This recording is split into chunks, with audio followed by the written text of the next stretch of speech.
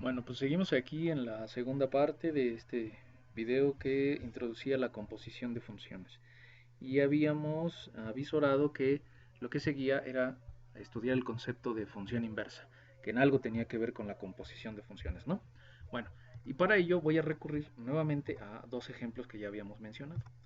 La función exponencial y la función logarítmica, ¿no?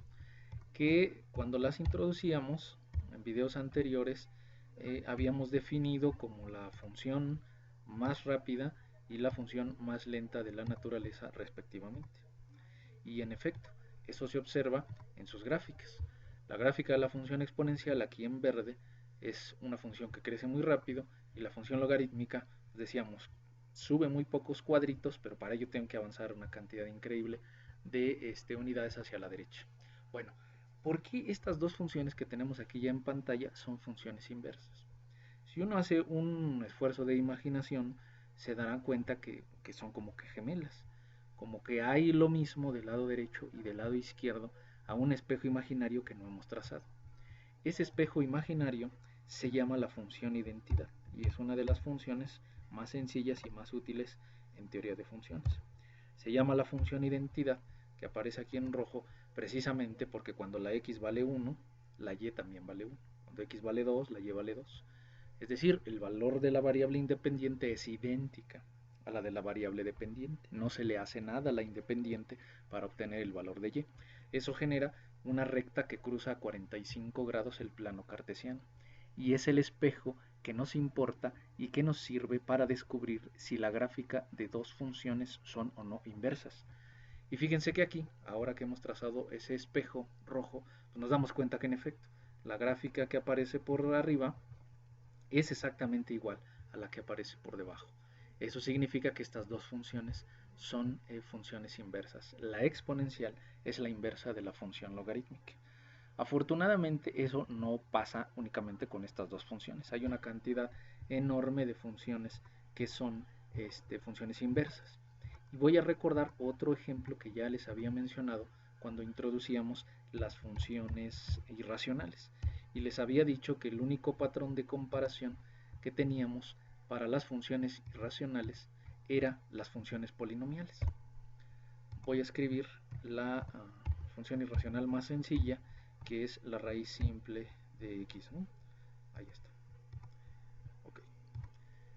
Y cuando introducíamos a las funciones irracionales, les había dicho que la gráfica de la función irracional parecía ser la misma que de la función cuadrática, solo que trasladado al eje de las x. Lo que en efecto se observa en el eje de las y en una función cuadrática se observa también, pero en el eje de las x en la función irracional. Bueno, pues en efecto, estas dos funciones también son inversas. ¿Cómo tendría que hacerlo para comprobarlo? Bueno, pues introducir el espejo, que habíamos dicho que es la función identidad, ¿no? Y la ponemos ahí. Ahora salió verde. Y fíjense que en efecto hay una especie de réplica, tanto arriba como abajo de la misma gráfica, bajo este espejo que cruza 45 grados el plano cartesiano. Salvo que haya un pequeño detalle que ya habrán visto. Y dirán, pero este cacho, ¿qué, maestro? Este cacho no tiene su equivalente en la función irracional. En gris no hay un caso gemelo o un fragmento gemelo de este pedazo de la parte. Bueno, y en efecto, eso sucede porque la función cuadrática sí es la función inversa de la función raíz cuadrada, salvo por un defectito. Y ese es que esta función no es inyectiva. En el libro con el que estamos trabajando en la Classroom también hay una sección dedicada a definir qué es una función inyectiva. Es muy sencillo. Una función es inyectiva si es fiel en el eje de las x y en el eje de las y. Es decir, si a cada valor de x le corresponde exclusivamente un valor de y viceversa. Fíjense que en la función cuadrática eso no pasa, porque de hecho, todas las alturas siempre están asociadas a dos valores diferentes en el eje de las x. Por ejemplo, aquí en 6 hay dos puntos en el eje de las x que alcanzan esta altura, este del lado derecho y su gemelo en el lado izquierdo. Es decir, para poder hablar de una inversión entre la cuadrática y la función irracional, tendríamos que quitarle a la función cuadrática ese lado de infidelidad, ese lado donde hay 2 con 1. Y para eso lo que se hace es restringir el dominio o los valores de x a valores exclusivamente positivos. Y eso lo vamos a hacer así. Ponemos x y debe de ser mayor o igual que 0. Y ya quedó, ¿no? Fíjense que lo que hemos hecho es que le hemos arrancado, le hemos quitado la parte infiel a la función cuadrática. Y con eso, ahora sí, lo que hay por arriba y por abajo de la función identidad o la función espejo es exactamente lo mismo. Tenemos las mismas 2 curvas, con lo cual estamos demostrando, al menos geométricamente, que estas 2 funciones f y g son funciones inversas. Bueno, esta propiedad que se observa en las gráficas la podemos interpretar de otra manera en un campo algebraico. Podríamos preguntarnos, ya que estamos estrenando la función composición, ¿qué sucede cuando yo trato de componer 2 funciones que en efecto parecen ser gemelas en el espejo? Lo voy a escribir acá. Voy a poner f de g de x. Estamos componiendo, como vimos en el video anterior, f con g en ese orden. Y fíjense que lo que produce o lo que se resalta después de hacer esa composición es nuevamente la función identidad. Vean que ahora la función identidad solo en el pedazo que nos importa, en el pedazo positivo del eje de las x y del eje de las y. Eso significa, de alguna manera, que cuando yo compongo 2 funciones que son inversas, se anulan y ambas se convierten en la función identidad. Fíjense que eso también va a ocurrir si lo hago en el orden contrario. Ahora voy a poner g de f de x, ¿no? Y fíjense que ahora sale en color naranja, pero sigue siendo la misma. Es decir, si compongo a 2 funciones, no importa el orden, siempre lo que se producirá es la función identidad. 2 funciones inversas, cuando se componen, se cancelan y se vuelven la identidad. Lo voy a ilustrar con el otro ejemplo que ya habíamos dicho, el de la función logarítmica y la función exponencial. ¿Por qué la resalto particularmente estas 2 funciones? Bueno, porque el hecho de que la función logarítmica y la función exponencial sean inversas me va a permitir resolver un tipo de ecuaciones que vamos a introducir en otros videos, que son muy famosas y que se llaman las ecuaciones exponenciales y las ecuaciones logarítmicas. Ahí el lío es liberar a la variable, a la incógnita del exponente o del argumento de la función logarítmica, y eso solo se puede hacer por medio de una composición de funciones. Bueno, aquí tenemos las 2 famositas de ese rato, la exponencial y la logarítmica, y las vamos a componer. Le ponemos f seguida de g, y fíjense que, como esperábamos, estas 2 por ser inversas se convierten en la función identidad. Lo hago en el orden contrario, ahora sería g de f, g de f de x, y obtenemos lo mismo, ¿no? Ahí nada más se va a cambiar de color. ¿Ya vieron? Entonces es como si al tener 2 funciones inversas, como si estas desaparecieran o se cancelaran y dejaran únicamente a la variable independiente, sin importar el orden. Entonces en efecto sí podríamos traducir la composición de funciones inversas como una operación de cancelación.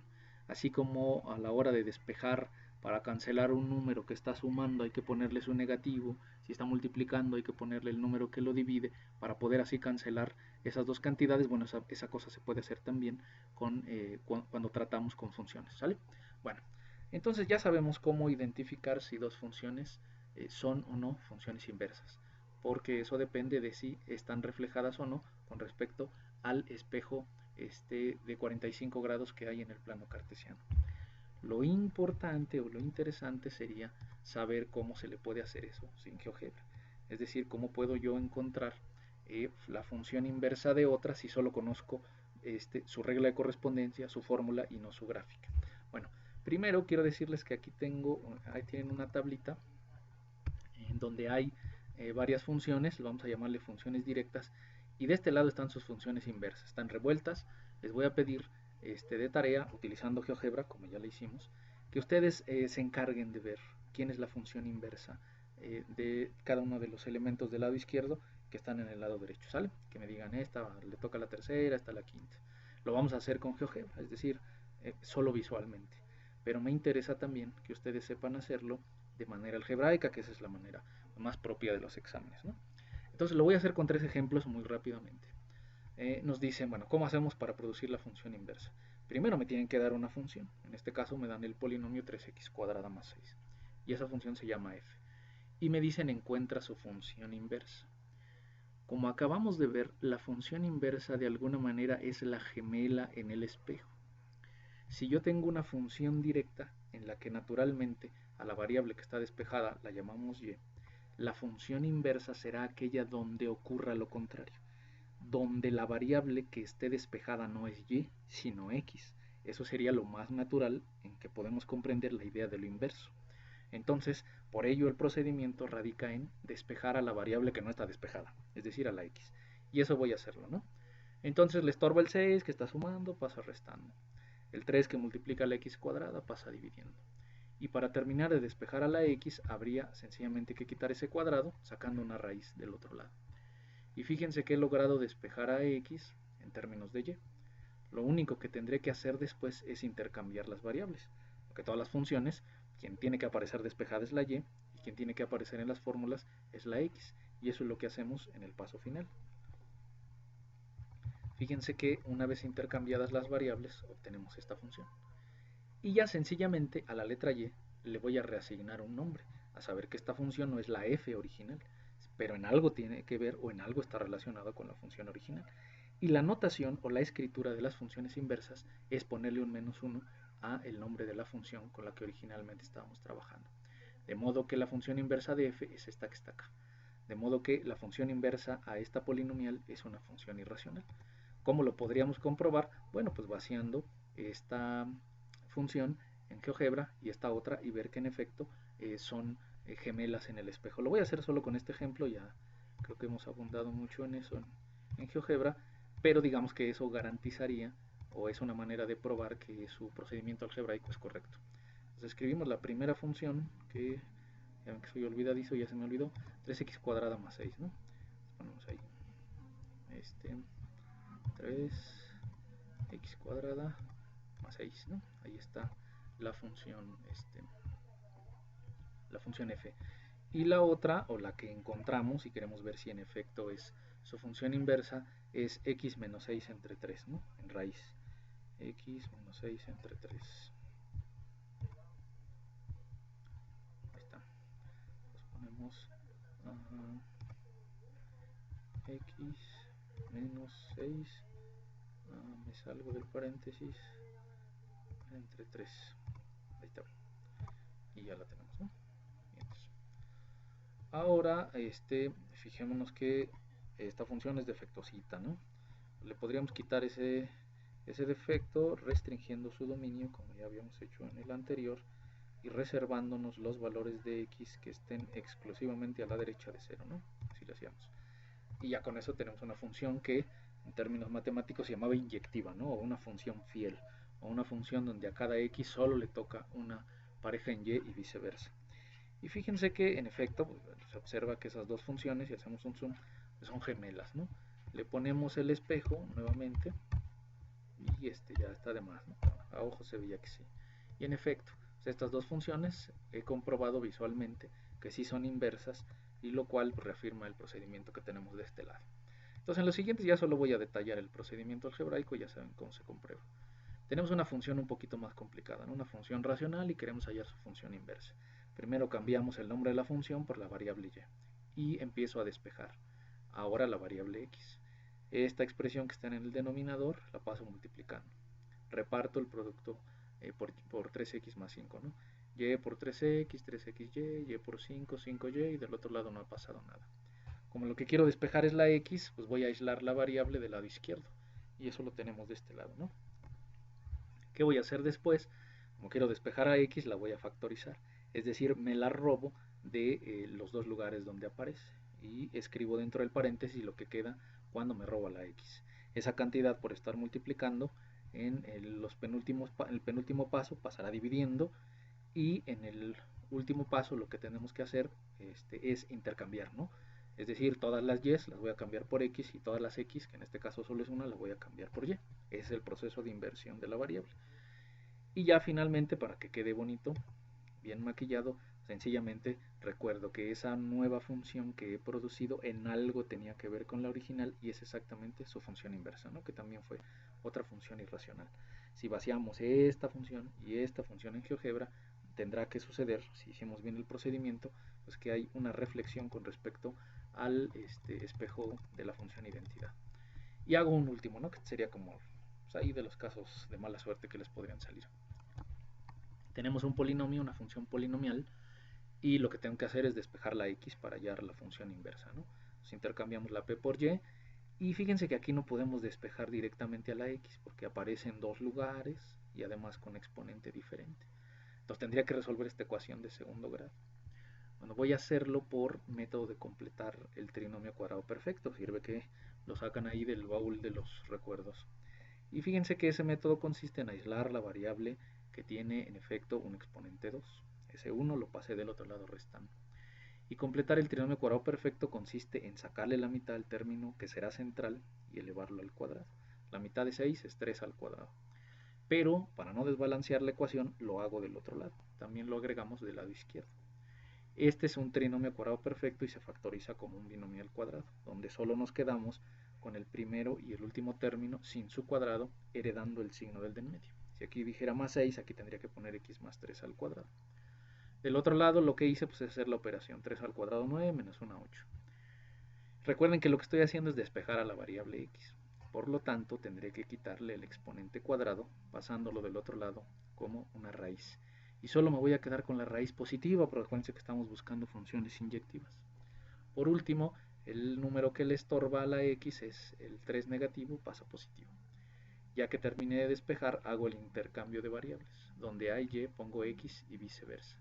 Y finalmente, que aquí no lo hice, renombramos a esa función diciendo que esa función guarda relación con la primera y es exactamente su inversa, ¿no? Que decíamos, eso se escribe así. Y ahí está. Y con eso hemos terminado la descripción del procedimiento de cómo hallar la función inversa a una función dada por métodos algebraicos y también por métodos geométricos, ¿no? Entonces repito, esta es una tarea opcional, no es una tarea que vamos a subir a la Classroom, es digamos por deporte, para cumplir con todos los temas que nos hacen falta y que no se estresen y que sientan que se van a morir de hacer muchísima tarea. Entonces queda estos ejercicios como compromiso de comprobar gráficamente que son funciones inversas, lo pueden hacer con GeoGebra, o ahora que ya aclaramos cómo hacerlo de manera algebraica, se pueden despejar aquí a la variable x para ver cuál de las funciones del lado derecho es la que se produce y qué será la función inversa, ¿vale? Bueno, entonces vamos a dejarle aquí. El siguiente video probablemente trate de las ecuaciones exponenciales y las ecuaciones logarítmicas, que son las ecuaciones famosas de cuarto semestre, las ecuaciones que siguen en el orden de dificultad a las ecuaciones de primer grado, a los sistemas de ecuaciones simultáneas y las ecuaciones de segundo grado que vimos en semestres anteriores. Y después finalizaremos con la función, las funciones trigonométricas, que son las últimas funciones que nos faltan del curso, de lo que sí vamos a subir tareas. Recuerden que les había dicho que solo íbamos a subir tareas de la función logarítmica, exponencial y las trigonométricas, ¿vale? Bueno, pues nos vemos.